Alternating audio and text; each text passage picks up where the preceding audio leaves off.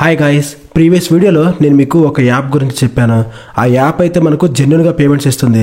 కేవలం మీ ఫ్రెండ్స్ని రిఫర్ చేయడం ద్వారానే మీరు 100 రూపీస్ సంపాదించుకోవచ్చు. గాయ్స్, టైం వేస్ట్ చేయకండి. చాలామంది ఈ యాప్ నుండి వేలలో సంపాదిస్తున్నారు. ఈ యాప్లో స్కీమ్ ఎంతవరకు ఉంటుందో మనకు తెలియదు, కానీ ఉన్నప్పుడే సంపాదించుకోండి. చాలా మంది మాకు పేమెంట్స్ అయితే రావట్లేదు అని చెప్పేసి అడుగుతున్నారు.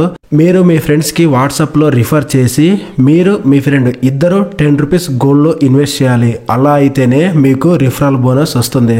మర్చిపోకండి గైస్. డిస్క్రిప్షన్లో లింక్ ఇచ్చాను. ఆ లింక్ ద్వారా మీరు యాప్ని డౌన్లోడ్ చేసి 10 రూపీస్ గోల్డ్లో ఇన్వెస్ట్ చేయండి. అలాగే పైన మీకు యాడ్ యూపీఐ నంబర్ అని ఉంటుంది.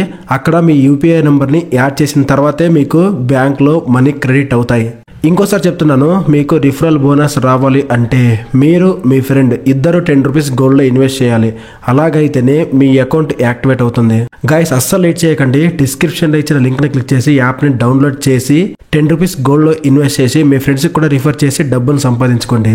ఇదైతే ఇప్పుడున్న మనీ ఎర్నింగ్ యాప్స్లో మోస్ట్ జెన్యూన్ యాప్. ఈ ఆఫర్ ఎంతవరకు ఉంటుందో తెలియదు, అస్సలు మిస్ అవ్వకండి. Thank you. కేరళలో కుడితై అనే ప్రాంతంలో ఈ స్టోరీ స్టార్ట్ అవుతుంది. 6గురిని చంపిన హత్య కేసులో చాలా మంచి వ్యక్తి అయిన జాలీ జోసెఫ్ అనే ఒక ఫ్యామిలీ మదర్ ని అరెస్ట్ చేస్తూ ఉంటారు. ఊర్లో ఉన్న జనాలు తాను ఈ హత్యలు చేసిందంటే ఎవరూ నమ్మరు. ఎందుకంటే ఆమె అందరితో మంచిగా ప్రవర్తిస్తూ ఉంటుంది. యాక్చువల్లీ ఈ స్టోరీ స్టార్ట్ అయ్యేదే 1996లో. ముందు మనం థామస్ ఫ్యామిలీ గురించి తెలుసుకుందాం. థామస్, అన్నమ్మ థామస్ ఇద్దరు భార్యాభర్తలు. థామస్ ఒకప్పుడు ఎడ్యుకేషన్ డిపార్ట్మెంట్ లో వర్క్ చేశారు. అన్నమ్మ థామస్ ఏమో వాళ్ళ ఊర్లోనే ఒక స్కూల్లో టీచర్ గా వర్క్ చేసేది. ఈ ఇద్దరికి 2 అబ్బాయిలు, 1 అమ్మాయి సంతానం. వాళ్ళ పేర్లు రెంజీ, రోజు, రాయ్. వీళ్ళ ముగ్గురులో రాయ్ పెద్దవాడు. థామస్ ఫ్యామిలీ వాళ్ళు ఎడ్యుకేషన్ కి ప్రాధాన్యత ఇస్తారు. అందువల్లే వాళ్ళ ముగ్గురు పిల్లలు బాగా చదువుకుని ఉంటారు. థామస్ ఫ్యామిలీ అంటే సమాజంలో ఒక రెస్పెక్ట్. నెక్స్ట్ ఇప్పుడు జోసెఫ్ ఫ్యామిలీ గురించి తెలుసుకుందాం. జోసెఫ్, త్రెస్సియమ్మ ఇద్దరు భార్యాభర్తలు. వాళ్ళు రైతులు. ప్రతిరోజు కష్టపడితే కానీ వాళ్ళ ఇల్లు గడవదు. వాళ్ళిద్దరికి జాలీ జోసెఫ్ అనే ఒక కూతురు ఉంటుంది. ఈ జాలీ జోసెఫ్ కి ఒక అలవాటు ఉంది. ప్రతిరోజు సంపాదించకుండా ఏ కష్టము లేకుండా హ్యాపీగా బ్రతికేయాలి అని తనకు ఉన్న ఆ కోరికే రాయ్ మీద ఇష్టం ఏర్పడేలా చేస్తుంది. రాయ్ని పెళ్లి చేసుకుంటే ఎటువంటి కష్టం లేకుండా దర్జాగా బతకొచ్చు అని అనుకుంటుంది. అసలు జాలీకి రాయ్కి ఎలా పరిచయం అంటే, థామస్ ఫ్యామిలీకి మాథ్యూ అనే ఒక బంధువు ఉంటాడు. ఆ మాథ్యూ వాళ్ళ తమ్ముడే జోసెఫ్. మాథ్యూ కొత్తగా గృహప్రవేశం చేస్తూ ఉన్నప్పుడు అక్కడికి జోసెఫ్ ఫ్యామిలీ అలాగే థామస్ ఫ్యామిలీ ఇద్దరు వస్తారు. అక్కడే రాయ్కి, జాలీకి ఫస్ట్ టైం పరిచయం ఏర్పడుతుంది. 1996లో ఫోన్లు ఉండేవి కాదు. ఒకరికొకరు ఉత్తరాలు రాసుకుని ప్రేమని పెంచుకున్నారు. రాయ్ తన ప్రేమ విషయం తన చెల్లికి, తమ్ముడికి చెబుతాడు. తర్వాత కొన్ని రోజులకి ఈ విషయం వాళ్ళ అమ్మ నాన్నలకు కూడా తెలిసిపోతుంది. జాలీ రిలేటివ్స్ వాళ్ళ అమ్మాయి కాబట్టి థామస్ కి ఈ పెళ్లి ఇష్టం ఉండదు. జాలీ ఏమో నేను బీఎస్సీ కంప్లీట్ చేశాను అని చెప్పేసి అన్నమ్మ థామస్ కి చెబుతుంది. ఇక అన్నమ్మ థామస్ ఇద్దరు బాగా చదువుకున్నారు. పెళ్లైన తర్వాత హ్యాపీగా జాబ్ చేసుకుంటూ ఉంటారని చెప్పేసి ఈ పెళ్లికి ఒప్పుకుంటుంది. 1997లో జాలీకి, రాయ్కి పెళ్లి జరుగుతుంది. పెళ్లైన కొత్తలో జాలీ అక్కడ చాలా మంచి పేరు సంపాదించుకుంటుంది. చుట్టుపక్కల ఉన్న నైబర్స్ తో కూడా ఆమె మంచిగా మాట్లాడుతూ వాళ్ళతో కూడా చాలా మంచి పేరు సంపాదించుకుంటుంది. జాలీ, రంజీ ఇద్దరు చాలా బాగా క్లోజ్ అవుతారు. జాలీకి బంగారం అంటే చాలా ఇష్టం. పెళ్లైన కొద్ది రోజుల తర్వాత జాలీ వాళ్ళ అత్తయ్య అన్నమ్మ థామస్, నువ్వు కూడా ఏదో ఒక జాబ్ చేయొచ్చు కదా అంటుంది. అయితే జాలీకి మాత్రం ఎలాంటి జాబ్ చేయకుండా, ఏ పని చేయకుండా ఇంట్లోనే చాలా హ్యాపీగా గడిపేయాలి అనుకుంటూ ఉంటుంది. అలా వాళ్ళిద్దరి మధ్య ప్రతిరోజు అదే విషయం గురించి చర్చలు జరుగుతూ ఉంటాయి. అయితే జాలీ మాత్రం ఏదో ఒక కారణం చెప్పి తప్పించుకుంటూ ఉంటుంది. జాబ్ చేయడానికి మాత్రం ఒప్పుకోదు. 1999లో జాలీకి రెమో అనే ఒక కొడుకు పుడతాడు. దాంతో ఇక అన్నమ్మ థామస్ అప్పటి నుండి జాలీకి జాబ్ చేయమని చెప్పదు. అలా కొద్ది రోజుల తర్వాత మళ్ళీ అన్నమ్మ థామస్, నువ్వు కూడా ఏదో ఒక జాబ్ లో జాయిన్ అవ్వచ్చు కదా అని చెప్పేసి జాలీతో చెప్పడం మొదలు పెడుతుంది. అయితే జాలీ ఏమో ఆమె చెప్పేది చాలా ఇబ్బందిగా ఫీల్ అవుతుంది.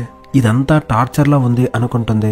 ఆ టార్చర్ ని తట్టుకోలేక 2002లో ఒక రోజు కర్రీలో పాయిజన్ ఇచ్చి ఆమెను చంపేస్తుంది. అది కూడా సైనాడు పాయిజన్. అది చాలా డేంజర్. ఎవ్వరికి ఇది ఒక హత్య అనే డౌట్ రాదు. అన్నమ్మ థామస్ చనిపోయేసరికి ఇంట్లో ఉన్న వాళ్ళందరూ చాలా బాధపడతారు. అలా రోజులు గడిచే కొద్దీ ఇంట్లో అన్నమ్మ థామస్ ప్లేస్ ని జాలీ తీసుకుంటుంది. ఇంట్లో రెంజి ఏం పని చేసినా కూడా నువ్వు నాకు చెప్పకుండా ఎలాంటి పని చేయకూడదు అని చెప్పేసి ఆమెపై అరుస్తుంది. చివరికి ఇంటి పెత్తనం మొత్తం తనే తీసుకుని అందరిపై పెత్తనం చలాయించడం స్టార్ట్ చేస్తుంది. అయితే ఇంటి చుట్టుపక్కల ఉన్న నైబర్స్ మాత్రం అన్నా థామస్ కి ఎక్కువ రెస్పెక్ట్ ఇచ్చేవాళ్ళు, ఎందుకంటే తన టీచర్ కాబట్టి. ఈ విషయం తెలుసుకున్న జాలీ ఎన్ఐటీ కాలేజీలో లెక్చరర్ గా జాయిన్ అవుతుంది. తనకు ఆ జాబ్ వచ్చింది అని బయటకు తెలియగానే సమాజంలో తనకు ఉన్న రెస్పెక్ట్ ఇంకా పెరుగుతుంది. ఇంట్లో వాళ్ళు, బంధువులు, నైబర్స్ తను ఊహించిన దానికంటే ఎక్కువగానే రెస్పెక్ట్ ఇస్తూ ఉంటారు. ఆ రెస్పెక్ట్ తనకు బాగా నచ్చుతుంది. ఇక 2005లో రంజీ ఒక వ్యక్తిని పెళ్లి చేసుకుని కొలంబో వెళ్ళిపోతుంది. జాలీ భర్త రాయ్ బిజినెస్ లో చాలా బిజీగా ఉంటాడు. రాయ్ తమ్ముడు రోజు ఏమో వేరే ఊర్లో వర్క్ చేస్తూ ఉంటాడు. ఇక ఫైనల్లీ ఇంట్లో ఉన్న టామ్ థామస్ ని జాలీయే చూసుకుంటూ ఉంటుంది. టైం గడిచే కొద్దీ జాలీ అలాగే మాథ్యూ చాలా క్లోజ్ అవుతారు. యాక్చువల్లీ ఈ మాథ్యూ ఎవరంటే చనిపోయిన అన్నా థామస్ యొక్క అన్న కొడుకు. మాథ్యూ అదే ఊర్లో నగల షాపులో ఒక సేల్స్ మ్యాన్ గా వర్క్ చేస్తూ ఉంటాడు. అలా ఇద్దరి మధ్య పరిచయం ఏర్పడేసరికి అతను జాలీని కలవడానికి ప్రతిరోజు ఇంటికి వస్తూ ఉంటాడు. అది ఇంట్లో ఉన్న టామ్ థామస్ చూసి జాలీని ప్రశ్నిస్తాడు. అయితే జాలీ మాత్రం తనకు ఏదో ఒక సాకు చెప్పి తప్పించుకుంటూ ఉంటుంది. ఇక 2008 టామ్ థామస్ జాలీ చేసే పనులకి చాలా విసుక్కుని ఉంటాడు. అప్పటి నుండి జాలీ చేసే ప్రతి పనికి టామ్ థామస్ అడ్డమొస్తూ ఉంటాడు. ఇక దాంతో తను టామ్ థామస్ ని కూడా చంపేయాలి అనుకుంటుంది. టామ్ థామస్ ప్రతిరోజు ఆరోగ్యం బాగుండడం కోసం ఒక మష్రూమ్ టాబ్లెట్ ని వేసుకుంటూ ఉంటాడు. ఇక జాలీ ఆ క్యాప్సూల్స్ లో సైనైడ్ వేసి అతనికి ఇస్తుంది. ఇక దాంతో అతను కూడా చనిపోతాడు. జాలీ అందరితో తను హార్ట్అటాక్ వల్ల చనిపోయాడు అని చెబుతుంది. అందరూ జాలీ చెప్పిన మాటలు నమ్మి అతని బాడీని పోస్ట్ మార్టం కూడా చేయించారు. టామ్ థామస్ అంత్యక్రియల రోజు కూడా జాలీ, మాథ్యూ ఇద్దరు దూరంగా కూర్చొని వాళ్ళు మాట్లాడేది ఎవరికి వినపడకుండా గుసగుసలాడుతూ ఉంటారు. ఫస్ట్ మర్డర్ కి సెకండ్ మర్డర్ కి 6 సంవత్సరాల గ్యాప్ వచ్చేసరికి అందరూ ఇవి సహజ మరణాలే అనుకుంటారు. ఎవ్వరికి జాలీ మీద కొంచెం కూడా డౌట్ రాదు. అన్నా థామస్ చనిపోయిన తర్వాత రాయ్ చెల్లికి తమ్ముడికి ఆ ఇంట్లో స్వేచ్ఛ లేకుండా పోయి ఉంటుంది. ఇక ఫైనల్లీ టామ్ థామస్ చనిపోయేసరికి వాళ్ళకి ఆ ఇంట్లో విలువే ఉండదు. అలా ఇంట్లో ఇద్దరు చనిపోయినందుకు అందరూ బాధపడుతూ ఉన్నప్పుడు జాలీకి ఇంకో కొడుకు పుడతాడు.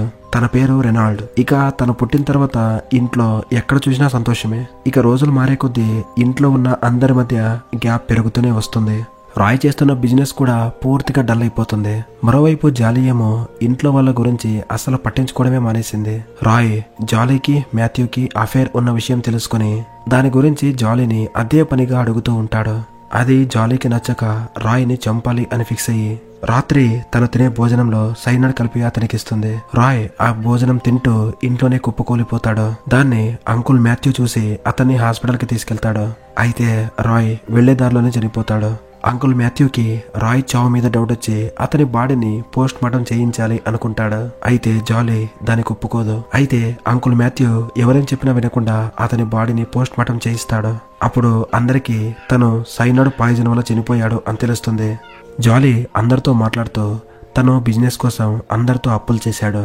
ఇప్పుడు ఆ అప్పులు తీర్చలేక సైనైడ్ తీసుకుని సూసైడ్ చేసుకున్నాడు అని చెబుతుంది. ఇక అందరూ కొంచెం కూడా ఆలోచించకుండా జాలీ చెప్పింది నమ్మేసి అతను సూసైడ్ చేసుకున్నాడు అనుకుంటారు. అయితే రంజీ, రోజు ఇద్దరు అతనిది సూసైడా లేక మర్డరా తెలుసుకుందామని చెప్పేసి కేసు పెట్టాలి అనుకుంటారు. దానికి జాలీ ఒప్పుకోకపోయేసరికి వాళ్ళు ఆ కేసు గురించి ఇంకేం మాట్లాడరు. జాయ్ పిల్లలిద్దరికి ఇప్పుడు ఫాదర్ లేడు. వాళ్ళు ఫాదర్ లేకుండా జీవితాన్ని గడుపుతూ చాలా ఇబ్బందులు ఎదుర్కొంటూ ఉంటారు. ఆ పిల్లలు మా ఫ్యామిలీలో 3 మాత్రమే ఉన్నారు అని మెంటల్ గా ఫిక్స్ అయిపోతారు. అది 2015. జాలీ దొంగ వీలునామాలు రాయించి ఆ ఇంటిని తన పేరు మీద రాయించుకోవడానికి ట్రై చేస్తూ ఉంటుంది. అయితే రంజీ, రోజీ ఈ విషయాన్ని తెలుసుకుని తనకి ఆ ఇంటిని దక్కకుండా చేస్తారు. వాళ్ళిద్దరూ ఈ విషయంలో జాలీ మీద కేసు పెట్టాలి అనుకుంటారు. అయితే తనకున్న 2 పిల్లల్ని చూసి తన మీద కేసు పెట్టకుండా వదిలేస్తారు. అంకుల్ మాథ్యూ జాలీ వాళ్ళ ఇంటికి దగ్గరలోనే ఉంటాడు.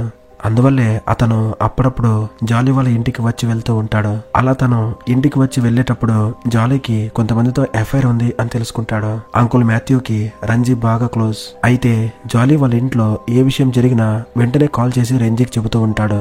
అంకుల్ మాథ్యూ జాలీకి ఉన్న ఎఫ్ఐఆర్లు తెలుసుకున్న తర్వాత ఇలాంటివి మంచివి కాదు అని చెప్పేసి జాలీతో కూడా చెబుతాడు. అప్పటి నుండి జాలీ చేస్తున్న పనులకి ఆ అంకుల్ మాథ్యూ అడ్డుగోడలను నిలుస్తాడు. అందువల్ల జాలీ అంకుల్ మాథ్యూకి సైనైడ్ పాయిజన్ ఇచ్చి చంపేస్తుంది. అందరూ ఎప్పట్లాగే తనది ఒక సహజ మరణం అని నమ్ముతారు. ఇక ఈ 4 మర్డర్స్ ని గమనిస్తే మర్డర్ కి మధ్య టైం గ్యాప్ తగ్గుతూ వస్తుంది. దానికి తోడు ఆమె మర్డర్స్ కి చాలా గ్యాప్ ఉండడం వల్ల ఆమె మర్డర్స్ ని ఇంకా తెలివిగా చేయడం నేర్చుకుంటుంది. ఎలా అంటే పాయిజన్ ఎంత మోతాదులో ఇస్తే మనిషి చనిపోతాడో, ఎలా ఇస్తే అది మన మీదకి రాకుండా ఉంటుంది అనేది కూడా తెలుసుకుంటుంది. జాలీ ఎప్పుడు షాజు లాంటి భర్త నాకు దొరుకుంటే నేను ఎప్పుడు సంతోషంగా ఉండేదాన్ని అని అనుకుంటూ ఉంటుంది. ఈ షాజు ఎవరంటే రాయ్ వాళ్ళ పెదనాన్న కొడుకు. షాజుకి పెళ్ళయి ఒక కూతురు ఒక కొడుకు ఉంటారు. అతను టీచర్ జాబ్ చేస్తూ ఫ్యామిలీని బాగా చూసుకుంటూ ఉంటాడు. తన భార్య సిలి హౌస్ వైఫ్, చాలా హ్యాపీగా ఆ ఫ్యామిలీతో గడిపిస్తూ ఉంటుంది. యాక్చువల్లీ జాలీ కోరిక కూడా అదే, ఇంట్లో ఎలాంటి పని చేయకుండా హ్యాపీగా లైఫ్ ని గడిపేయాలి అని. అందుకు జాలీ ఎలాగైనా సరే షాజుని పెళ్లి చేసుకోవాలి అనుకుంటుంది. ఒకరోజు షాజు ఇంట్లో ఫంక్షన్ ఉంటే బంధువులందరూ వాళ్ళ ఇంటికి వస్తారు. అయితే జాలీ అక్కడ ఎవ్వరికి తెలియకుండా షాజు కూతురు తినే భోజనంలో సైనాడ్ కలుపుతుంది. ఆ భోజనం షాజు కూతురు తినేసరికి తను అక్కడే చనిపోతుంది. షాజీ కూతురు చనిపోయినప్పుడు తన వయసు కేవలం 2 సంవత్సరాలు మాత్రమే. కూతురు చనిపోగానే సిల్లీ చాలా బాధపడుతుంది. ఆమె బాధని జాలీ ఓదారుస్తుంది. దాంతో ఇక సిల్లీ జాలీకి దగ్గరై తన జీవితంలో ఏం జరిగినా కూడా జాలీకి చెబుతూ ఉంటుంది. ఇక జాలీ సిల్లీని ఎలాగైనా చంపాలి అనుకుంటుంది. అప్పుడు జాలీ సిల్లీతో, నువ్వు చాలా డిప్రెషన్కి గురవుతున్నావు, అందులో నుండి బయటికి రావాలంటే మా మామగారు వేసుకునే మష్రూమ్ టాబ్లెట్స్ని నువ్వు కూడా వేసుకోవాలి అని చెప్పి ఆ టాబ్లెట్స్లో సైనాడ్ కల్పిస్తుంది. దాంతో ఇక 2016లో సిల్లీ చనిపోతుంది. సిల్లీ అంత్యక్రియలు మొత్తం జాలీని దగ్గరుండి చూసుకుంటుంది. ఆ అంత్యక్రియలకి వచ్చిన రెంజీకి జాలీ ఎందుకో బయట ఏడుస్తున్నా లోపల నవ్వుతున్నట్టు ఆమె కనిపిస్తుంది. ఆ అంత్యక్రియలు అయిపోయేంత వరకు రెంజీ జాలీనే గమనిస్తూ ఉంటుంది. అలా రోజులు గడుస్తున్న కొద్దీ సిల్లీ మరణం గురించి అందరూ మర్చిపోతారు. ఆఖరికి ఇక జాలీ అనుకున్నట్టుగానే షాజుని 2017లో పెళ్లి చేసుకుంటుంది. అయితే పెళ్లి చేసుకోబోయే ముందు జాలీ తన కొడుకుని ఈ పెళ్లి చేసుకోవాలా వద్దా అని అడుగుతుంది. అయితే రెమో మాత్రం వాళ్ళ సంతోషానికి నేనెందుకు అడ్డుగా ఉండాలి అని చెప్పేసి దగ్గరుండి వాళ్ళ పెళ్లి జరిపిస్తాడు. తన కొడుకు ఈ పెళ్లికి నో చెప్పడు అన్న ఉద్దేశంతోనే అలా అడుగుంటుంది. ఇక ఇద్దరికి పెళ్ళైన తర్వాత వాళ్ళందరూ ఒక ఫ్యామిలీగా మారిపోతారు. సిల్లీ అంత్యక్రియల్లో జాలీ ప్రవర్తించిన తీరు రెంజీకి మైండ్ లో అలా తిరుగుతూ ఉంటుంది. తనకెందుకో సిల్లీని తనే చంపింది అనే డౌట్ వస్తుంది. అంతేకాదు వాళ్ళ అన్న రాయ్ని కూడా తనే చంపింది అన్న డౌట్ కూడా వస్తుంది. అందుకు తను రాయ్ పోస్ట్ మార్టం ని బాగా చెక్ చేస్తుంది. ఆ పోస్ట్ మార్టం రిపోర్ట్ చూస్తున్నప్పుడు తనకి ఒక విషయం తెలుస్తుంది. అదేంటంటే వాళ్ళ అన్న చనిపోయే ముందు భోజనం చేశాడు అని. అయితే జాలీ మాత్రం తను చనిపోయే ముందు ఏమీ తినలేదు, కేవలం సైనాడ్ ద్వారా సూసైడ్ చేసుకున్నాడు అని చెప్పుంటుంది. దాంతో రెంజీకి ఇంకా డౌట్ పెరిగిపోతుంది. తను వాళ్ళ బ్రదర్ రోజుతో కలిసి స్టేషన్కి వెళ్లి సైమన్ అనే పోలీస్ ఆఫీసర్కి కంప్లైంట్ ఇస్తుంది. ఇక ఆ పోలీస్ ఆఫీసర్ ఆ కేసుని ఇన్వెస్టిగేషన్ చేస్తూ ఉన్నప్పుడు జాలీ బీకామ్ చేయలేదు, ఆమె కేవలం ప్రీ డిగ్రీ మాత్రమే చేసింది అని తెలుస్తుంది. అంతేకాదు తను ఎన్ఐటీలో టీచర్ జాబ్ చేస్తున్నా అని చెప్పింది కూడా అబద్ధమే. ఇదంతా తెలుసుకున్న ఆ పోలీస్ ఆఫీసర్ సైమన్ 6గురిని చంపిన హత్య కేసులో జాలీ ప్రధాన ముద్దాయి అని చెప్పేసి వాళ్ళ ఇంటికి నోటీస్ పంపిస్తాడు. జాలీ చూసి రెమోతో మీ అత్తకు కాల్ చేసి ఈ కేసుని వాపస్ తీసుకోమని చెప్పు అంటుంది. రెమో రెంజీకి కాల్ చేసి ఈ కేసుని వాపస్ తీసుకోమని చెప్పేసి వాళ్ళ అత్తకు చెబుతాడు. అయితే రెంజీ మాత్రం రెమోతో మన ఇంట్లో నీకు తెలియకుండా చాలా విషయాలు జరిగాయి, నేను అసలు కేసుని వాపస్ తీసుకోను అంటుంది. అయితే సైమన్ ఈ కేసులో ముందుకు వెళ్ళాలి అంటే జాలీని ఆ 6గురిని చంపింది అని ప్రూవ్ చేయాలి. అందుకు సైమన్ చనిపోయిన వాళ్ళ శవాలన్నీ బయటికి తీసేందుకు రెంజీతో పర్మిషన్ తీసుకుంటాడు. అయితే రెంజీ మాత్రం ఈ విషయం మా బంధువులకు తెలిస్తే తిడతారో అని తెలిసినా కూడా జాలీ చేసిన తప్పులు అందరికీ తెలియాలి అని చెప్పేసి ఆ పోలీస్ ఆఫీసర్ కి శవాలు బయటికి తీయడానికి పర్మిషన్ ఇస్తుంది. సైమన్ ఆ బాడీస్ ని బయటికి తీయించి ఆ బాడీస్ లో సైనైడ్ ఉందో లేదో తెలుసుకోవడానికి ల్యాబ్ కు పంపిస్తాడు. ఊర్లో అంతా ఇదే హాట్ టాపిక్ గా మారుతుంది. కొంతమంది ఇలాంటి పని జాలీ చేసుండదు అని చెప్పేసి ఆమెకు సపోర్ట్ చేస్తారు. బంధువులందరూ మీరెందుకు ఇలాంటి పని చేస్తున్నారు అని చెప్పేసి రెంజీని రోజీని తిడతారు. కానీ వాళ్ళిద్దరు మాత్రం ఇవేవి పెద్దగా పట్టించుకోరు. శవాలు బయటికి తీశారు అని తెలియగానే జాలీ చాలా భయపడుతుంది. ఆమె భయపడడం చూసి రెమో ఎందుకమ్మా అంత భయపడుతున్నావు అంటే ఈ మర్డర్స్ అన్ని నువ్వే చేసావా అని అంటాడు. ఇక దాంతో జాలీ అవును ఈ మర్డర్స్ అన్ని నేనే చేశాను అని చెప్పేసి తన కొడుకుతో నిజం ఒప్పుకుంటుంది. అప్పుడు రెమో వాళ్ళ అత్త రెంజీకి కాల్ చేసి జరిగిన విషయం చెప్పి ఇలాంటి అమ్మ నాకొద్దు, వెంటనే పోలీసుల్ని పిలిపించండి అని చెప్తాడు. మరుసటి రోజు మార్నింగే పోలీసులు జాలీని అరెస్ట్ చేస్తారు. ఇక తను అరెస్ట్ అయిన తర్వాత ఫస్ట్ లో ఏం మాట్లాడదు, తర్వాత నిదానంగా తనే ఈ హత్యలనే చేసింది అని ఒప్పుకుంటుంది. పోలీసులకి జాలీ ఇంట్లో సైనైడ్ పాయిజన్ ఉన్న ఒక బాటిల్ దొరుకుతుంది. దాంతో ఈ కేస్ ఇంకా బలపడుతుంది. ఈ సైనైడ్ పాయిజన్ ఎవరికి అంత ఈజీగా దొరకదు. సైనైడ్ పాయిజన్ కొనుక్కోవాలి అన్నా కూడా లైసెన్స్ ఉండాలి. ఈ పాయిజన్ కేవలం బంగారాన్ని కరిగించే వాళ్ళతో మాత్రమే ఉంటుంది. అయితే మాథ్యూ పోలీసులతో మాట్లాడుతూ జాలీ ఒక వీధి కుక్కని చంపడానికి పాయిజన్ కావాలి అని అడిగింది. అందుకే నేను ఆ పాయిజన్ తనకిచ్చాను, అంతేగాని నాకు ఆ మర్డర్స్ కి ఎలాంటి సంబంధం లేదు అంటాడు. అయితే పోలీసులు మాత్రం మాథ్యూ జాలీ ఇద్దరు ఈ పని చేశారు అని చెప్పేసి వాళ్ళిద్దరిని అరెస్ట్ చేస్తారు. అయితే జాలీ అరెస్ట్ అయిన తర్వాత రెమో వాళ్ళమ్మ అరెస్ట్ అయింది అని బాధపడకుండా తన తమ్ముడి కోసం నిలబడాలి అనుకుంటాడు. తర్వాత రెంజీ ఆ పిల్లలిద్దరిని వాళ్ళ ఇంటికి తీసుకెళ్లి వాళ్ళ పిల్లలతో పాటు ఈ పిల్లల్ని కూడా సమానంగా పెంచుతుంది. రెమో వాళ్ళ అమ్మతో ఉన్నప్పటికంటే వాళ్ళ అత్తతో ఉన్నప్పుడే చాలా సంతోషంగా ఉంటాడు. జాలీ అసలు ఇదంతా ఎందుకు చేసిందో తెలుసుకోవాలి అని చెప్పేసి రెంజీ జైలుకి వెళ్లి తనను కలుస్తుంది. జాలీ రెంజీతో మాట్లాడుతూ ఏదో అలా జరిగిపోయిందంతే, నాకు ఇవన్నీ ఇలా సైలెంట్ గా చేయడం అంటే ఇష్టం అని అంటుంది. ఇలా హత్యలు చేయడం పాపం కదా అని చెప్పేసి రెంజీ అడిగితే ఏమో నాకు అదంతా తెలియదు, అయినా జీసస్ పాపాలని క్షమిస్తాడు కదా, నా పాపాలు కూడా తొలగిపోతాయి అంటుంది. సో ఇది గైస్ ఇవాల్టి ఎక్స్ప్లెనేషన్. ఈ వీడియో మీకు నచ్చినట్లయితే మన వీడియోని లైక్ చేసి మీ ఫ్రెండ్స్కి కూడా ఈ వీడియోని షేర్ చేయండి. మన ఛానల్ని సబ్స్క్రైబ్ చేయడం మాత్రం మర్చిపోవద్దు. Thank you for watching.